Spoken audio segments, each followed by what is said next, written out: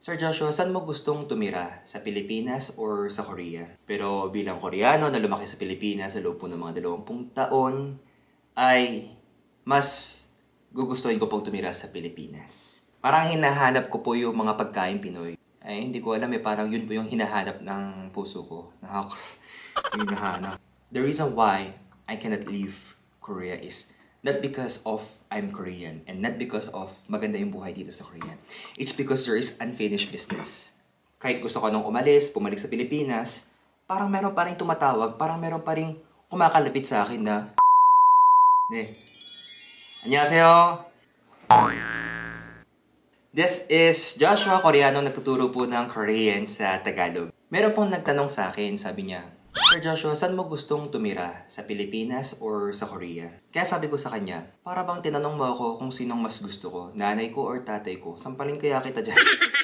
So, ang hirap pumili, no? Kung alam mo yung dalawa yun ay gusto mo talaga. So, para po sa akin, hindi naman po talaga natin maiiwasan yung katotohanan na maganda po ang buhay dito sa South Korea. Pero bilang Koreano na lumaki sa Pilipinas sa loob po ng mga 20 taon, ay mas gugustuhin ko pong tumira sa Pilipinas. So for today's video, ay gusto ko pong i-share sa inyo why I choose to stay here in Korea. Where in fact, mas gusto ko po sa Pilipinas.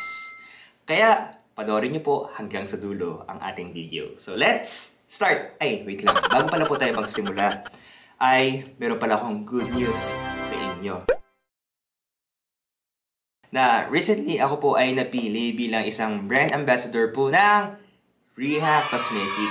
Ito pong cosmetic po na ito ay isa po sa kanilang product which is yung Salmon Cream. Ampule Cream ay naging top best-selling product e-commerce dito sa Korea, yung Coupang and Naver for the past 6 months. Kaya po ngayon, itong #1 Ampule Cream in Korea po ay i-release na po sa Pilipinas. Sana po ay magustuhan din po ninyo. Para po sa lahat po ng ating mga manonood, ako po ay naghanda po ng mga ilang prizes para po sa inyo lahat. Actually, nung previous video ko po ay nagbigay na rin po ako ng mga giveaway. But for this content also, I'll be going to share again some of our products and para na rin pong pamasko para po sa inyo lahat. Para po malaman yung mechanics for this giveaway ay sana po panoorin niyo po yung video natin hanggang sa dulo. So, let's start! Sa mga hindi pa po nakakilala sa akin ay ako po si Joshua Cho na nagtuturo po ng Korean sa Tagalog. Online po dito po sa ating YouTube channel and different social media. So, nung pandemic po nag-start po ako magturo and ako po ay lumaki sa Pilipinas for about 20 years. Siguro meron pong mga nagtataka sa inyo, no? Ano ba ito? Koreano na ito? Pilipino ba o Koreano? Ang galing naman magtagalog. So sa mga nagtataka po dyan, yung parents ko po kasi nung bata pa lang po ako, ay pumunta po sila sa Pilipinas bilang isang missionary. So siyempre, bata pa ako noon, sa ayaw at sa gusto ko. Hindi naman po sa ginusto ko, siyempre. Hindi rin po ako napilitan. Wala lang po akong choice. So, ayun po, kasama ko po yung parents ko. Pumunta po kami ng Pilipinas. Hanggang sa yun po, marami po kaming mga iba't ibang lugar na tinirahan. Pero po sa Pampanga, specifically in Angeles City, dun po ako tumagal. Mga 12 years, I think. So mula kindergarten hanggang college, dun po ako nag-aral. Hanggang sa, ayun, natuto po ako magtagalog, Kapampangan, and English. Ayan. Yung English ko po mayroon barok Parang Tagalog, English. Sa tagal ko pong tumira sa Pilipinas ay hindi ko rin po namamalayan na ako rin po ay nagkakaroon po ng pusong Pilipino. So, mukha lang pong Koreano. Pero, deep inside of my heart ay pusong Pilipino. After ko pong mag-aral dito sa Pilipinas, pumunta po ako sa Korea. I moved here. That was before pandemic. Pumunta po ako dito for my military. And tuloy-tuloy na po ako nagstay dito sa Korea. Sabi ko sa sarili ko, anong gagawin ko during this pandemic? So I start to teach Korean online para po maging productive and meaningful. Ayoko po kasi nasasayang yung oras ko I started to volunteer for free. Nagtuturo po ako ng Korean online. Ayun nga po, hanggang sa tumira po ako dito sa Korea. Pero sabi ko sa sarili ko, kung matapos ko na lahat po ng mga gagawin ko dito sa Korea, like I finish all my things to do here in Korea, if I'm going to like choose between two sa Philippines or Korea kung saan ako titira for good, sabi ko sa sarili ko gusto ko sa Pilipinas. Kasi ay hindi ko alam parang yun po yung hinahanap ng puso ko. Hinahanap. Yung mindset ko, yung culture ko, although purely I can speak Korean, like, I know Korean culture, pero iba pa rin parang mas gusto ko pa rin sa Pilipinas. Hindi ko alam kung bakit, parang doon na yata naitanim yung puso ko. Habang dito po ako sa Korea, minsan parang hinahanap ko po yung mga pagkain Pinoy. Alam nyo ba yung minsan parang takam na takam ka? Siyempre, masarap pa rin yung Korean food like yung samgyeopsal. Pero, iba pa rin talaga minsan para kang hinahanap mo parang hindi mapakali yung dila mo, no, pagka hindi ka nakakatikim ng pagkain Pinoy. So, ayun, nagkakaroon po ako ng counting friends dito sa Korea. And then, alam mo yun, minsan pagka nasa labas ka, may nakakamit ka ng mga ilang Pinoy, nakikita ka nila, ang saya, parang, uy, kabayan, parang, uy, kilala kita. Siyempre, meron po tayong mga ilang kaibigan dito na nakakilala sa atin. So, pagka nag-meet up kami, iba yung parang galak iba yung tuwa sa puso mo pagka nakita mo sila. So, dun ko parang natagpuan sa puso ko, I realized na, para pala ako sa Pilipinas. Naks, para pala ako sa kanya.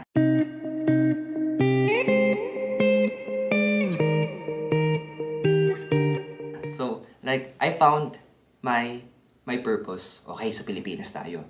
Tapos, parang dito sa Korea kasi yung mga Koreano, wala naman sila masyadong problema. Lagi silang pali-pali. Masyado silang minamadali na lahat. Tapos parang stress na stress. Samantalang sa Pilipinas, yes, meron din mga problema. Meron din mga pinagdadaanan. Pero kahit ganun, masaya pa rin sila. Like, you can feel in their heart na nakakahinga pa sila despite of the circumstances they face. No, masaya pa rin sila sa kanilang buhay. Pero dito po sa Korea, parang ang hirap i-explain Ito na talaga yung parang naging na ano yung puso ko, parang nagkaroon ako ng pagbabago sa puso ko. Isang araw, meron pong tumawag sa akin. Sabi niya ganito, "Sir, kamusta na po kayo?" Tapos medyo kinabahan na ako kasi akala ko uutang na siya sa akin. Sabi niya, "Sir Joshua, pwede po bang patulong?" Sabi niya. Kasi ito pa lang tumawag sa akin, EPS po siya. Sa mga hindi po nakakalam ng EPS, ito po ay Employment Permit System. Ayan. So, ano sila mga migrant worker na dumaan po sa government to government process. Habang nag-work daw po sila, sabi niya sa akin, nade-delay daw po yung sahod nila. Ibig sabihin, hindi binibigay po sa tamang oras, sa tamang panahon yung sahod nila.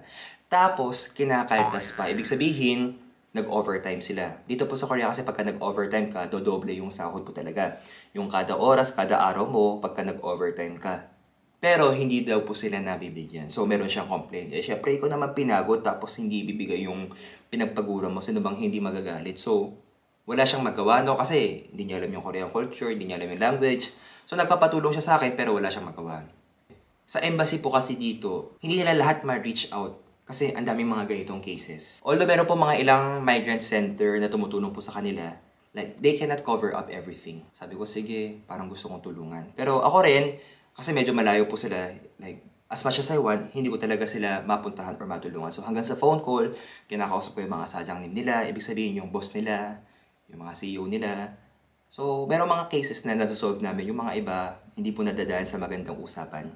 Tapos, pagkatapos ng ilang buwan, na-release po siya. Ibig sabihin, dun sa company na yun, lumabas na siya. Pwedeng lumipat sa ibang company. Pero, hindi yun agad-agad makakalipat. Like, it takes time hanggang sa ma-place ka na. Wala silang mapupuntahan sa oras na yun. Sabi nila, "Sir, wala po kami mapuntahan. Baka meron po kayong alam dyan na pwedeng matuluyan." Syempre, ako po hindi ko naman may offer yung bahay po namin. So, sabi ko, sige, gawan po natin ang paraan. Like, sabi ko, itong mga taong to, sinong tutulong sa kanila? Like, sabi ko sarili ko, ako, I know to myself, I'm capable kasi I know how to speak Korean, I know the language, I know the culture, I know everything, and alam ko rin yung kultura ng mga Pilipino. Sabi ko, sige, kung hindi ngayon, kailan? Kung hindi ako, sino? Although I know there are a lot of people, pero ang dami ko na-encounter na mga ganung problem. Sabi ko sarili ko, sige, tulungan natin sila. Like, mas nabigyan ako ng puso na kahit gusto ko nung umalis, pumalik sa Pilipinas, parang meron pa rin tumatawag, parang meron pa rin kumakalapit sa akin na, "Hindi, dito ka muna." Like, there is a mission for you to accomplish. So, ayun, stay pa ako dito. Hanggang sa isang araw, meron pong sobrang naging trending na isang case. Actually, mga bago pa lang, mga 2 or 3 buwan pa lang po ito. Meron pong isang Pinay na kasal sa Koreano. At itong Koreano, sorry for the word, yung anak niya, baby pa lang bata pa, nawala ng buhay. So, sobra pong hindi lang malungkot na pangyari, kundi sobrang nakakatakot na pangyari. Hanggang sa itong tatay din nagpakamatay. So, yung nanay na lang yung naiwan, yung Pinay. Yung nangyari yung incident na yun, actually, ito pong Pinay na ito, matagal ko na pong kilala. At ilang beses na pong lumapit sa akin na humingi po ng tulong. Nung nalaman ko po yun, hindi na po ako nag-speak out kasi privacy. Tapos, itong topic is hindi maganda pag-usapan. So, hindi ko po siya na-mention or I didn't speak to anyone or share in social media. Ngayon lang po kasi lumipas na po yung oras. Marami pong ganitong case na pumunta sa Korea, nakapag-asawa ng Koreano. Pero because of, syempre, there are a lot of things to consider. Pero one of that is yung culture, yung language, and many more. At meron pong mga ilan talaga na hindi po napagkakasunduan. Meron naman pong iba na para silang naabuso. Sabi ko sa sarili ko, paano ba ito? Paano magagawa ng paraan? Nung nalaman ko yon, sabi ko, merong kailangan na tumulong sa kanila na mag-translate, mag-assist. Dito, karamihan po, maraming mga Pilipino na pupunta sa Korea kasi magaganda yung buhay. Diba? Malaki yung sahod. Akala natin pagka nanonood tayo ng mga K-drama, may oppa. Pagdating dito, inopakan ka lang. Marami po mga ganitong cases na akala po natin maganda. Kasi yun ang nakikita natin But the truth is when you are already here in Korea, syempre meron po mga maganda. Pero, on the other hand, meron din po mga hindi magaganda na katulad po ng na-mention ko. Sabi ko, how can we make a solution for this? Ano kaya yung paraan? Kasi, meron pong iba't ibang mga agency, government, non-government, pero hindi sapat Parang ako yung pumapagitan sa kanila na ako yung parang nabigyan ng isang pagkakataon na kasi marunong ako mag-Tagalog, marunong ako mag-Korean, I all have the capability to be the one na pwede ko silang matulungan. All of the sudden, biglang nag-pop up sa isip ko, SM. Bakit SM? Kasi, like, in the Philippines, ang pinaka-famous na pinupunta ng mga tao is SM. Later on, I discovered and realized bakit gusto ng mga Pilipino sa SM at kung bakit napakadaming SM. Kasi pagka pumunta ka ng SM, ando doon na lahat Sabi ko, parang kinakailangan natin ng ganito. Like, para bang SM dito sa Korea. Kumbaga, pagka pumunta ka dito, andi dito na lahat. Sige, maganda to. And, last August, we officially, hindi pala August, nung May actually, nung June actually, pero yung by paper, we officially, sabayan nyo naman po akong pumalakpak. We officially established a one-stop Kabayan Center here in South Korea. At pinangalan po namin KFC, Kabayan Filipino Center. So ano po ba ang naibibigay po namin mga services? So dito, una, nagtuturo po kami ng free Korean language classes. Bakit? Okay, dito po sa Korea, napakadami pong mga center na nagtuturo po ng libreng Korean class. Pero ang problema, itong mga kabayan po natin, kahit na meron po mga ganong programs, they are still having hard time kasi nga, nagtuturo po sila sa Korean. Ay ako naman, marunong mag-Tagalog. Mas kaya kong ipaintindi sa kanila kasi nga, pwede kong ipaliwanag sa kanila ng Tagalog. So sabi ko, okay, sige, it's a good chance. Ang daming mga Pilipino, kahit nasa Korea na sila, ay hindi pa rin sila marunong mag-Korean. So yun po yung isa po talaga sa struggle po nila. So sige, sabi ko, tulungan po natin sila, yung mga kabayan natin. So yung pinaka-first program that we offer is yung free language courses. So, I and my sister, si Hana, kaya hindi ko binabanggit si Hana, nagtatampo sa akin So, ayan, si Hana at saka ako, kaming dalawa ay nagtuturo po kami. And syempre, meron din po kami mga ibang mga teachers. Syempre, hindi man po namin sila katulad, pero katulad po namin na merong puso na tumulong sa ating mga kabayan na nagtuturo po ng Korean sa kanila. And pangalawa po ay, kanina po nabanggit ko, kailangan po natin mga ilang legal services, mga attorney, consultation. Syempre, wala naman po kami alam na ganun. So, ang ginawa po namin is, gumawa po kami ng isang registered non-government organization and we partner in different organizations. So yung una po ay meron po kaming nakipag-partner po kami sa isang law firm na pwede pong magbigay ng services sa amin na sila po ay magbibigay ng free consultation kasi mahal po dito yung mga attorney, yung mga lawyer. So they can give us free services when it comes to consultation. Tapos pagka legal matters, they can assist us. And that is a good news para po sa ating mga kabayan kasi marunong din po sila mag-English. Kung talagang hindi po sila marunong mag-English, andito pa rin naman po kami na pwede po mag-translate para po sa kanila. Pangatlo ay meron din pong isa pong general hospital dito sa Korea. Ang pangalan po, Ain Byungwon Ain Hospital, located here in Incheon. We partner with them para po makapagbigay po ng discount sa ating mga kabayan. Meron po kasi mga iba na hindi po nako-cover ng kanilang health insurance. So, dito po sa hospital na to, they give 20% sa lahat po ng mga services po nila, and then free assistance na rin po pagka meron po mga foreigners na dumarating, para they will be giving a priority para po sa kanila. So, kasi po sa mga ibang hospital hindi po talaga na-entertain pagka mga foreigner, pero po dito, since nakipag-partner na po kami sa kanila, like they will be giving a better assistance para po sa ating mga kabayan. Lalo na po, no? Hindi po tayo sanay pagka pupunta po tayo sa mga hospital pagka hindi rin po tayo marunong mag-Korean, ganyan. We don't have the confidence.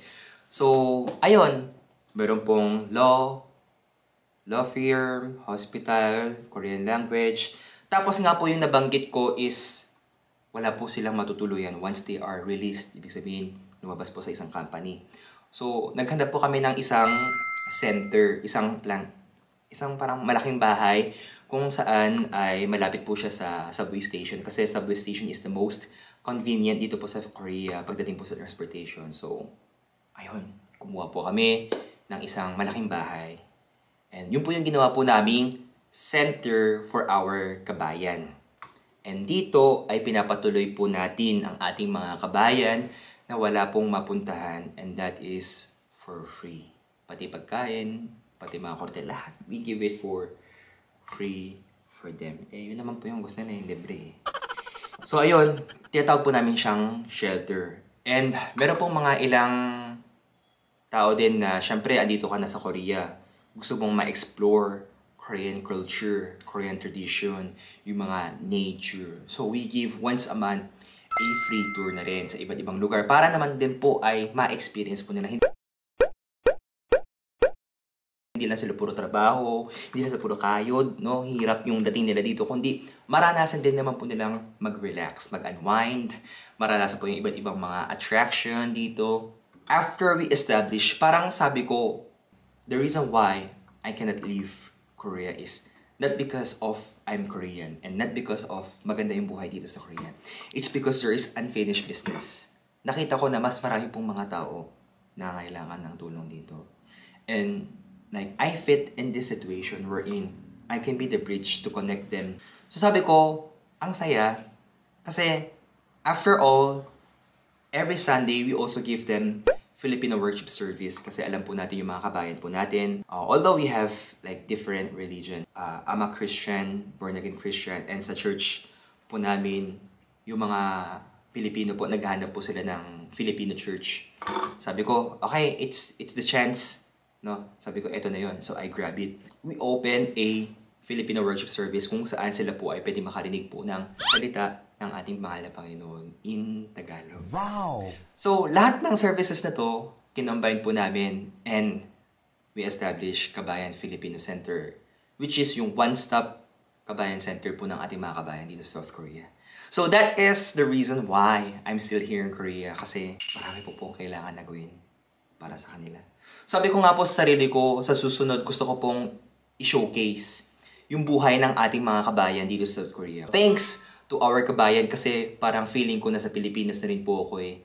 Pero good news, I'll be in the Philippines this coming December 9. So kita-kits po sa lahat po ng ating mga naging students ng Korean class with Joshua Cho Batch 10. We will be having our final graduation. See you there. And so eto na nga po, bago po tayo matapos, ay gusto ko pong i-share sa inyo kung ano po yung mechanics. Mechanics po ng ating giveaway for our cosmetic product is first, all you have to do is share with us what's your wish this Christmas. Ako po, ang wish ko po sa inyo na makita ko po kayo na maging matagumpay at maligaya ang inyong mga buhay. Makasama niyo po yung mga taong mahal po ninyo sa darating po na Pasko. But I want to hear, syempre from the bottom of your heart, kung ano po yung wish po ninyo. No? Hanapin po natin yung pinaka mag-match sa hinahanap po nating sagot for this Christmas. Once again, Merry Christmas everyone and a Happy New Year. At pangalawa po naman po ay pwede rin po kayo mag-share. Ano naman po yung wish ninyo para po sa akin? I mean, para po sa channel natin, para po sa Korean class po natin, ano po yung wish po ninyo? Ako naman po, ang wish ko po ay gusto ko po mas marami po tayong ma-reach out na ating mga kabayan, mga Filipino who are really willing to learn Korean. If meron po kayong wish, no, feel free to share it with us.